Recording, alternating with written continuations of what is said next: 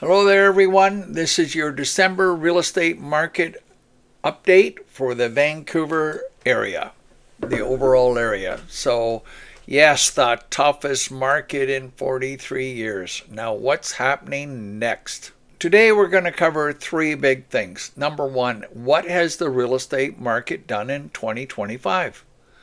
And number two, what is going to make the market go back up now?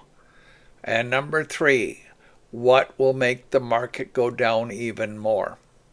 All three are in this report, so let's get started. First of all, let's have a look at what the market's done in 2025, okay? This year, prices for low-end homes have dropped about 30% from the peak, and that makes this the slowest market in 43 years. You guys, the numbers are terrible. Let's have a look at the numbers now. So as we start in Vancouver, we had 6,577 listings in the month of October, and we had 602 sales. We'll be redoing November real fast, but that's a 9% sell-through rate. Ladies, gentlemen, I need at least 10%, if 15%, to be stable. So this continues to push the prices down. Now, in the Fraser Valley, we also had almost 6,000 listings and 500 sales. Once again, 9%. So this is not stable. The market continues to have pressure. Now, if you've never discovered the Vancouver market reports, we're sitting here with a little over 17 million views and about 1.7 million subscribers. So do find this, and this is your Bible to the industry. Now, what we publish every 2 weeks is the number of sales for the previous 2 weeks. So on November the 14th, boy, please don't let me break your eyes here, folks. This is a lot of data.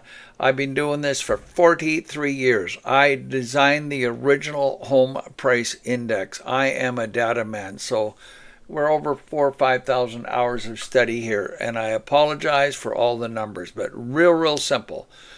For the November the 14th, we had 5,400 listings in the Fraser Valley. We had 224 sales.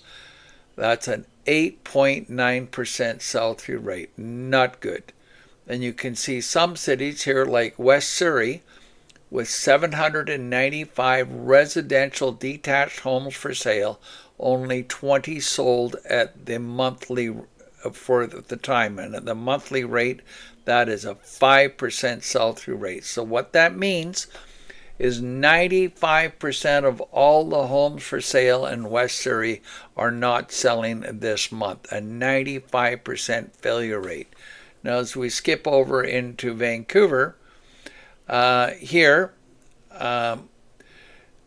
we're sitting with a total of 6.8% of the homes are selling. That's 189 sales in 2 weeks with 6,000 listings. Oh my gosh, that is record low. Okay, so some of the bad ones here: Burnaby, with almost 500 homes for sale, only sold 6 homes. Now, by the way, how the money works is when we sell homes in Richmond or Vancouver or Burnaby, they move out towards Coquitlam, or they move all the way out to, say, Maple Ridge or Surrey or Langley or Abbotsford, Mission, Chilliwack. So we've seen money move 11 times in total. The last one ends up in Horsefly, or up by Williams Lake, right? But bottom line is the sales starts here and moves out as people downsize. So listen, if you ever discover this stuff, there is more information than you can believe to help you understand the future. This gives you the actual glimpse into which ones. The only one doing well here is North Vancouver at 17% sell-through rate. They could actually raise up 5-10 grand this month at that rate. So look at 17% of their homes are selling, and everybody else is doing just terrible. So that's the reality picture. Let's have a look at the big graph. So this, I chose the city of Abbotsford, and I chose the lower 50%. So if you discover Vancouver market reports and you discover the evaluator, it splits all the markets into high end, the people that are typically cash, $2 million, $3 million sales, and the lower end, which are your first time buyers borrowing their down payment from grandma, right? And need a mortgage and need a job. So this in particular case, I chose the lower part of Mission, and from July of 2022, the prices increased $624,000. They virtually doubled to $1,347,000. So it was going up at a rate of $31,000 a month for this 20 months. And then in the after Russia invaded Ukraine, right at the peak here, it then dropped to 932,000, and it was dropping here at $51,000 a month for that period. And then we had a little bit of recovery in the spring, and a little bit of recovery in the spring, and barely a very little recovery this spring, and then we've had pressure on ever since. Okay, so today's values from that $1.347 million, we're now down on average in Abbotsford for our lower end homes at $946,000. Okay, now that is a 30% drop. Now, if we're having a look at, there's the condition we're in today. Okay, so now let's look at the forward motion here. What happens if we have some positive news and prices start to recover? So let's say from today's current 946,000, we go up 5%. Over the next year, we hit $1 million more or less. Okay, that could happen under these positive forecast conditions. They need to drop the interest rates. 1% in a month would bring the buyers back fast. They need to perhaps remove the stress test. 2% extra stress test on their mortgage application blocks thousands of buyers. They need to restore the 35-year amortization we did during the 2008 crash. And we've got a total ban on foreign capital coming into our country, so we need to let some of it back in, controlled. We don't need $2 trillion from mainland China or India to totally skyrocket our values, but we could use some to stabilize the crash, right? And a really good suggestion for new homes right now, our new housing industry is virtually crashed to the ground. I'm hearing out there that 75% of our builders, our trades, our drywallers, our plumbers, our framers have no work this week. So residential homes, you cannot finance the build, and we're not getting the sales. It is just absolutely closed down industry. And to explain that, in our economy, and as in many economies, real estate, construction of homes is like 1/3 of the entire gross national product. It is what makes money go around. So picture this: if we build a brand new home today, it's going to create 20 man-years worth of work. So what am I talking about? The guy that plants the tree, the guy that cuts the tree, the guy that drives the logging truck, the sawmill, the framer, the plumber, the drywaller, all of those trades add up to 20 man-years worth of work. So when we do 1,000 new homes this year, that's 20,000 full-time jobs just for our Lower Mainland. So they're trying to build 2 to 400. They need 400,000 jobs or houses in Canada. So call that, for a round number, that's going to be 800,000 jobs that are missing today because construction has crashed to the ground. Now, if we restore the 35-year amortization, this lowers the payments by 8%. More people qualify. We've got more buyers. Now, here's a suggestion for the building industry. Why not completely cancel GST on all new homes? And why not cancel PST for a break, say 3 months? If you buy a new home, the builder is not paying GST on any of that product, and neither is the buyer. And if you're buying any home, there's no PST either. Those would really help stimulate the market. Now, the big one is getting the banks to lend again, and they are scared. Let me show you how that works. So, when prices went up, for example, we're in the city of Abbotsford here, to 1.3 million on average, and then they start to fall. Well, the bank is insured through CMHC. That's us, the taxpayers, and give them insurance. We give them an insurance so that they're protected. So if the market falls right down to 1,070,000 and they go bankrupt, we're insuring the mortgage for them. So that's good. But the market's fallen more than that.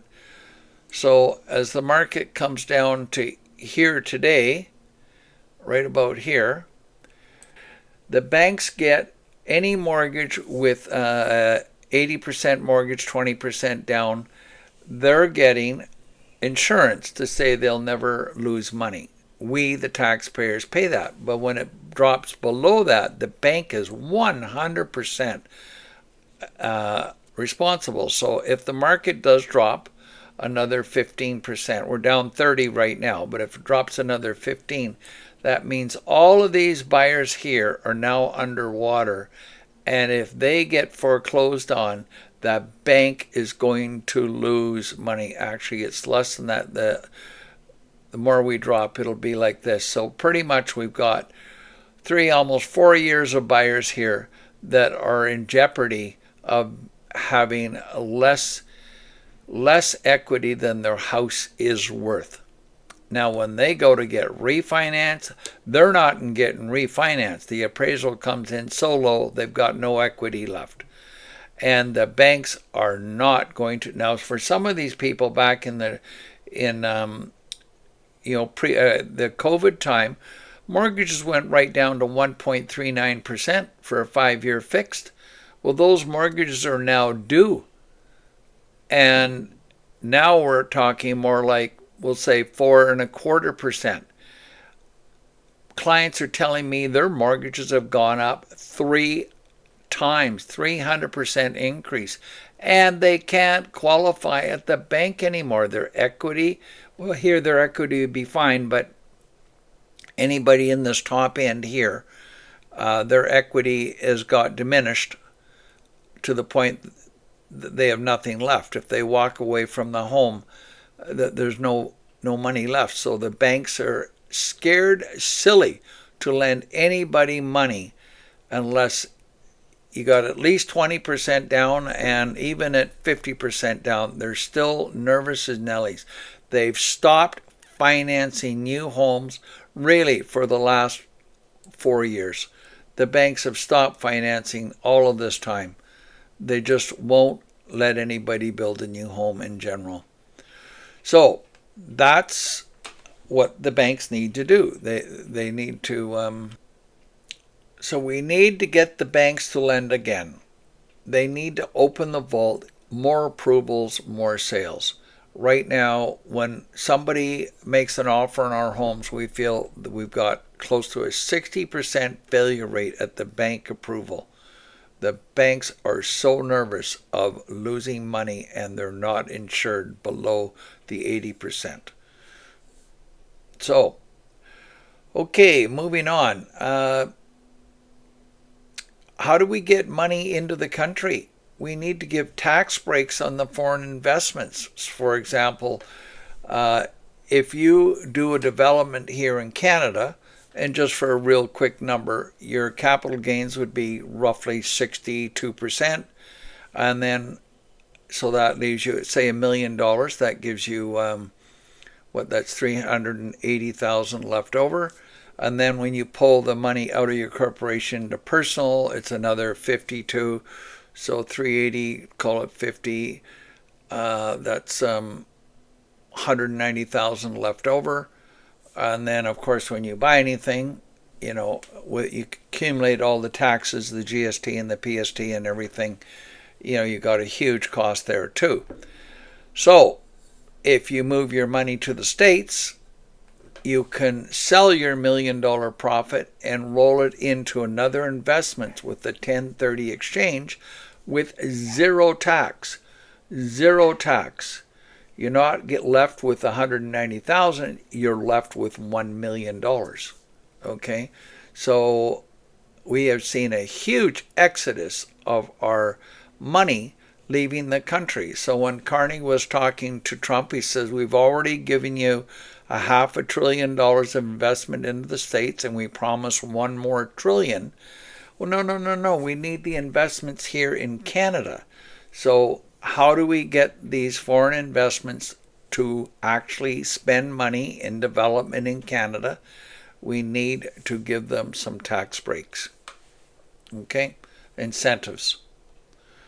Now, if all of these things happen, or even a few of them, if 3 or 4 of these things actually happen, drop the rates, remove the stress test, restore 35-year amortization, allow some foreign capital to come in, remove the GST on new homes, get banks to lend again. Like the last time in 2008 when the market dropped a lot, we went from, this is what we did for our 5-year mortgages over the last 4 substantial drops.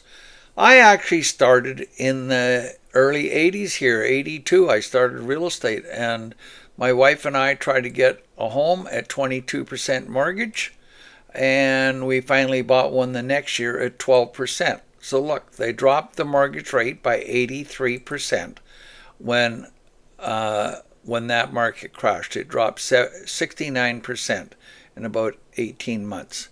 Now here, in the 2008 crash, we had our interest rates at 5.1 on January 31st, and by April 30th, within 2 months, we dropped it 44%. Within 3 months, we dropped the interest rate 44%. Okay, so big drop. And then in 2019, market was a little bit tough there, so then we had COVID starting to kick up. We had already dropped rates pretty good. And at the end of the day, we ended up dropping 133% in 22 months. From January 31st of 2019 to November the 30th of 2020. Okay? And even the second little bump in a year, in 11 months, we dropped at 79%. So what have we done today? Well, from September of 2 years ago till today, we've dropped it 44%. That's over 1 year. 2 years. What am I talking about? That's actually 2 years. My mistake. 2 years. Okay, so yes, that's why is the government so hard on not dropping rates like they did here? They did here. And guess who was in charge of our bank here in this period when we had our 2008 crash? It was Mark Carney was our governor of the Bank of Canada. So he authorized a 44% drop in 3 single months, not in 2 years. So why would he not stimulate the economy today? Well, here once again, here's the challenge. If the banks are in jeopardy right now, so well, actually, so here's a conspiracy theory for you. Prices have gone way up. So they say in the Vancouver market, 80% of the people here can no longer afford to buy a home. So both the federal government and the provincial government ran on platforms to make things more affordable. So how do they do that? Sure, they can build some government housing perhaps, but that's not going to do it. But what they can do is keep the interest rates high, keep the pressure on the market. And look at this, it's dropped from 1.3 million down to 787,000 by this time next year. They have achieved their election promise. They have made houses virtually drop by 80% and more affordable. So does the government really want to turn the market around? I don't know if they do, folks. I think to keep their election promise, they really do want to push the market down. So now let's talk about what it takes to make the market actually drop more. We've talked about it going up. These conditions will bring it up, say 5%. Does the government actually want that? I don't know, not sure. But let's talk about what it takes to bring it down more. Okay, if they're going to do interest rate cuts, a quarter point does not make any difference. It actually makes the buyers wait because they hear, okay, it'll go down in January. And the prediction there is like a 5% chance they'll drop rates in January. So the inflation has gone up. So when we put our 25% tax on food and a lot of stuff on the states, that creates inflation. So now we have not achieved our 2% inflation rate because we collected $2 billion worth of extra revenue from us consumers that forced the price of inflation up. So, secondly, we don't have a U.S. trade deal. We now have the highest tariffs in the entire world. If we had 35% on our non-NAFTA agreement, and supposedly it went up another 10% when Doug Ford spent the $75 million ads in the States. And by the way, that's more money than the Conservative and Liberal Party were allowed to spend for the last election. That's a lot of money on ads. And those high tariffs hit exports and they cause job losses. So we're seeing companies move to the States. Now, China has also got a horrible trade tariff, 100% on our canola, our pork farmers, our fish, our seed, 74% on our seed. And nobody's talking about it, but that is devastating for our farmers. So if we need to break these, that these cannot continue. The plant foreclosures moving to the USA, they kill jobs, and more than jobs, they kill confidence fast. So when I saw the federal government passed a budget that increases debt by, don't quote me, $78 billion, for a total of maybe $380 billion over the term, that was actually received by Canadians as a positive thing. And then I see numbers that the Liberals, if they had a new election today, would get a mandate. They'd win the entire election because people think borrowing money is a good idea. So interesting. Okay, we've talked about what's going to make the market go up, of course. Now we need to really study what will make the market go down. So in summary, one more time, the interest rates cuts can't be a quarter. And it sounds like we might not get a cut in January now. They need to drop it like Carney did in 2008. Drop it a full 1.5 points within weeks. make 44% drop in interest rates overnight. That will turn the market. We need some trade deals here. We need to actually talk to the states and make a trade deal. Like, we've got the highest in the world right now. And we also need to deal with China. 100% tariff down to 78% on the canola seed. Holy crackers, that's hurting a lot of people. We need to stop companies from moving to the States. What do we have to do to incentive them? Please don't move your manufacturing to the States. Kills jobs and it kills the confidence. When the majority of Canadians were very happy with the $78 billion deficit budget that just got passed, it sounds like that's enough confidence to win the next election with a landslide. But I don't see that confidence extended into people actually buying homes. It's in fact opposite. So the worst sell-through rate ever. So that tells me the confidence isn't that confident, okay? Now, taxpayers funding mega projects. Today, we've lost so much foreign investment. So when Carney was seeing Trump last time, he says, we've given you $500 billion of investment, Canadian money, into the States, and we're going to give you another $1 trillion. Okay, well, we could use investors investing in Canada.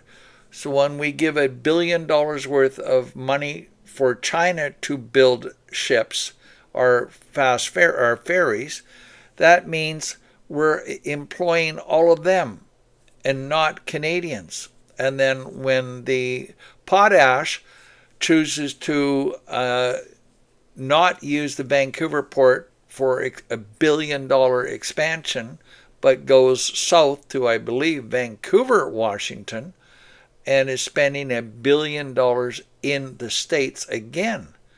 And then when our own capital leaves, like, we got so much capital leaving this country right now, it's crazy. In fact, let me show you what the pension plans look like. Well, actually, let me first show you what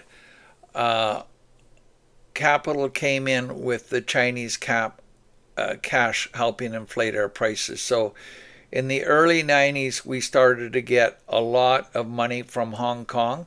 So that's all this purple money here and a little bit of Chinese money. But overall, this money came in and it inflated our sales from what would normally be about 1,300 sales all the way up to 4,291 sales in the year of 1994. Huge amount, $500 billion of Hong Kong money coming to Canada, Vancouver, inflating our prices a lot. Okay, and then after that we had mainland China starting, we'll call it more or less in the 2000s, but here, crazy amount of sales here in the year, in this period in 2016, we ended up with 4,400 sales for, this is the time period of January to February, over our normal, say, 1,500 Canadian sales. So all of this red here and this purple is foreign capital coming into our market. All of the blue is our own local Canadiana.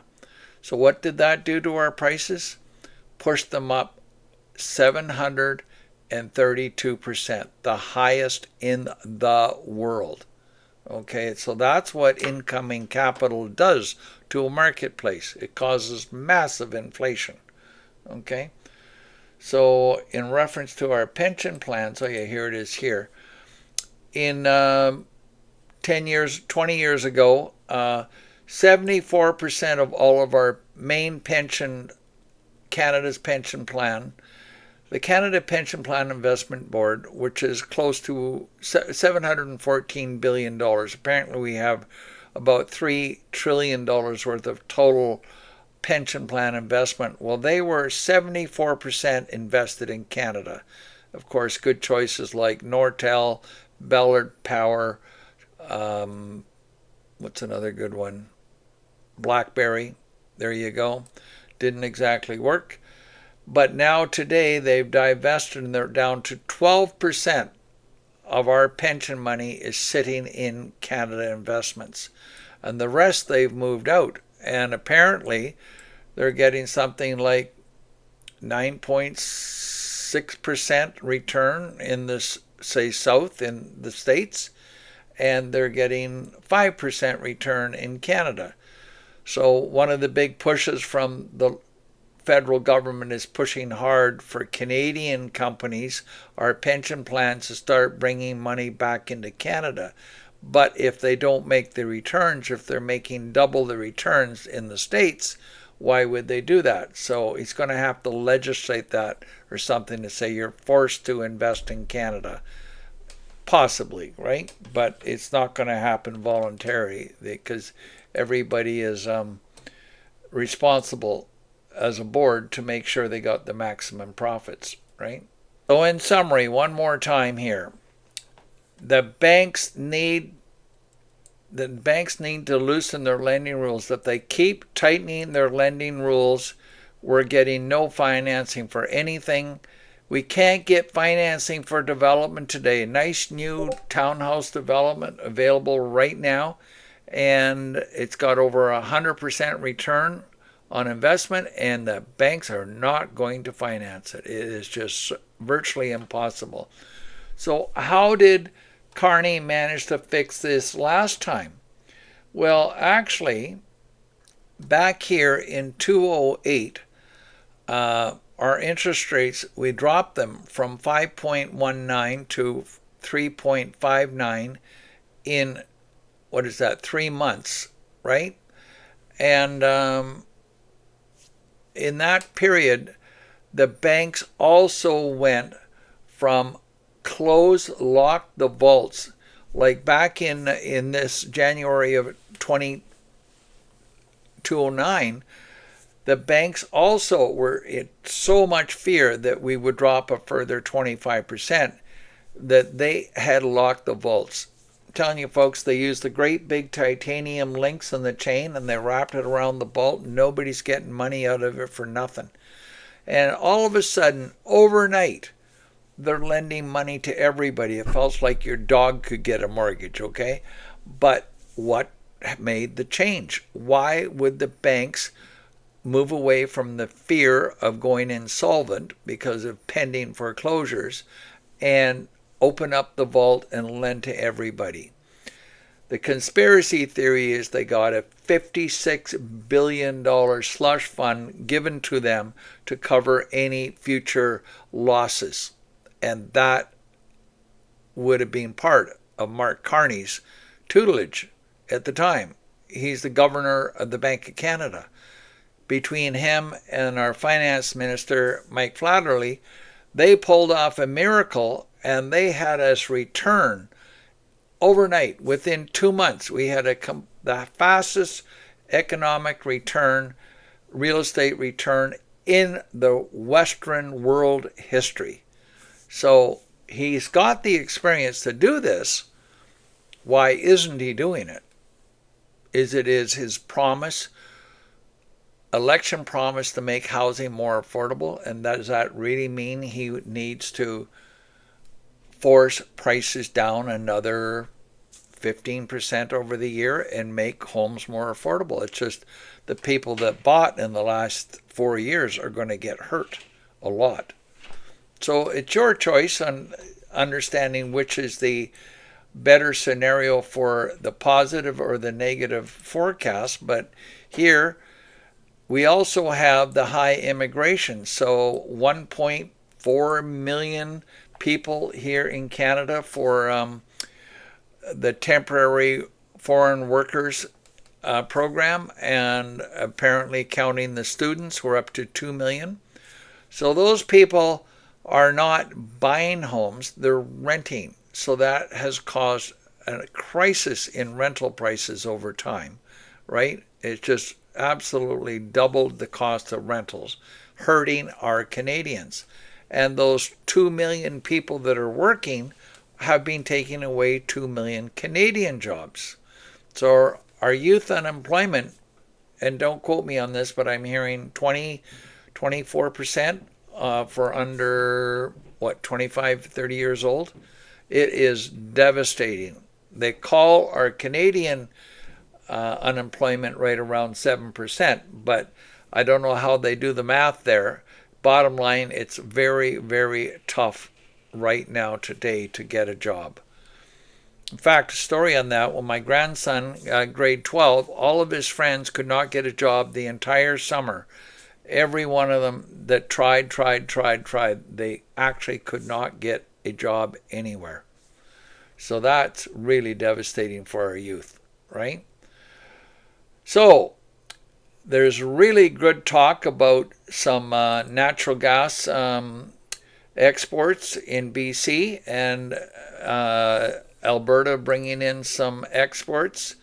But we have a tanker ban, and if the tanker ban stays, there's going to be no West Coast energy exports, folks. There's no relaxation on the tanker ban. And then the emissions cap, that law says we can't really develop anything because our emissions cannot go up. They have to go down. So that actually stops all development. And it still seems to be there. And then slow approvals. We've been told that we're the slowest in the world to get anything approved. Germany did their liquid natural gas plant about 2 years ago. They did it in 6 months, from start to finish, completely finished in 6 months. We take 10, 15 years to get anything going. So these slow bureaucratic strongholds, slow approvals with all the bureaucracy, the heavy environmental delays, does that take years to study, an endangered shrew somewhere? Years, stalled projects. And now the last one is the craziest government borrowing ever. If we've actually hit $1.35 trillion of total debt now, just on the federal side, that reduces our dollar. It's no longer, in my time, we've been $1.05 at one point, more than the Americans, and today we're pushing closer to 70 cents.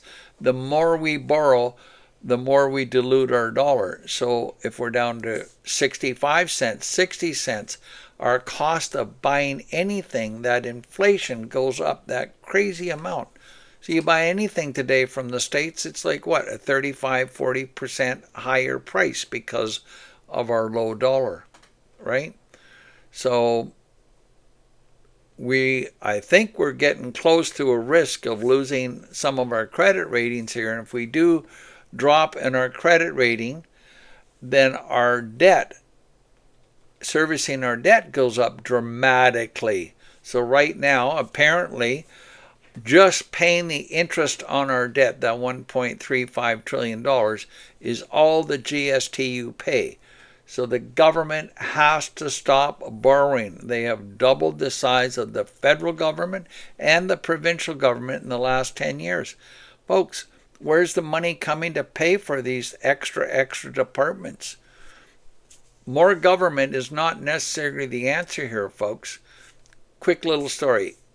If Kinder Morgan was built out by Enron, their budget was $7.4 billion for twinning the pipeline. We as taxpayers bought it, and it cost us $40 billion. So do the math, like 400% higher cost price. And typically, when we have government do something, not only is it 4 times as expensive and takes 3 times longer, often we can't find the front door. They forgot to design a front door in the building, okay? So government borrowing and government doing business is not a very good answer. That's not their skill set, okay? So I think government just needs to get out of the way and encourage the foreign investors to invest, and they're only going to do that if they can make money. And if our natural gas comes out of the ground at $3, whatever unit it's called, $3 a cubic, whatever, and they can sell it for $11, holy crackers, there's some money to be made there. And we as Canadians are getting roughly 40% of the revenue as taxes on that. That pays all of our national debt. Totally. If we allow these projects to go through.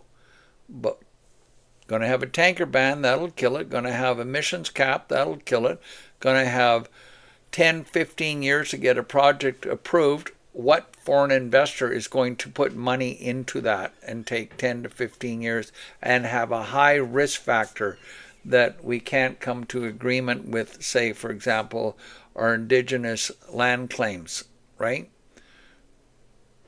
So that's the negative forecast. So you decide, is much of this going to change and we continue our pressure on our market, or is much of this going to change? Are we going to have big interest drops, remove the stress test, increase amortization to 35, allow some foreign capital back into Canada, remove the GST on new homes, get bankers to lend again? If we have to give them $56 billion worth of slush money to protect them from going insolvent, we do it. And a 3-month break on PST, tax breaks on foreign investments. Don't let them make $1 million and leave town with $190,000. Guys, they're not going to go here. They're going to go south. They're going to go to other countries. And that's, in fact, what they have done in mass. Imagine that. We've lost $500 billion this year to the States. Would we not love $500 billion investment in Canada today? You know, $1 billion here and $1 billion there is not $500 billion. We need investments to make jobs. We need to sell trees, gas, coal, copper. We need to get stuff out of the dirt and sell it and make cash. And by doubling the size of government, that money has to come from somewhere. So you just keep taxing the 73-year-old more and more and more. That's not the answer, folks. So, positive-wise, can the government do this? And the big question is, do they want to have the prices go up? I say, if their election platform is to make homes more affordable, there's a chance they actually are not going to make any of these changes to force overall prices down another 15% over the year. By the way, one big thing looming in the forest in the future is our NAFTA free trade agreement with the States, which is one of the best in the world. It's free trade across the border. That comes up for renegotiation pretty quick, and it's not going to be pretty. So that's a big looming, 85% of our trade is going to have to go through a new trade agreement. And right now, nobody's talking. Not good. Okay, so in summary, you've seen the market drop. We're down 30% from the peak. You see the forecasts are to go up another 5% on the positive. If we can achieve 2 or 3 or 4 of these changes to make the consumer actually go out there and buy and be able to afford to get a mortgage. And on the negative side, if the government cannot address these issues, then we're going to see more job loss, more people moving to the States, more capital leaving Canada, and less opportunity, less people being able to qualify for a mortgage. So that will push the demand down dramatically and cause prices to fall even further. Hey, listen, love your input. If you're seeing this in the Vancouver Market Reports social media, give us a like, join us, put on notify. And if you're seeing us on the Real Estate Marketing Trailblazers.com program, helping all sellers and all realtors learn more skills to provide the top 1,000 secrets to be in your top in the industry and to win. Join us and stay in touch. Appreciate your comments. I love debating, so love to hear your opinion. Bye-bye for now. Bill Coughlin signing off. Welcome to the Real Estate Marketing Trailblazers. This is where we get to share with you the thousands of secrets of the top producers. So listen up. This is your $1 million lesson. Think outside the box.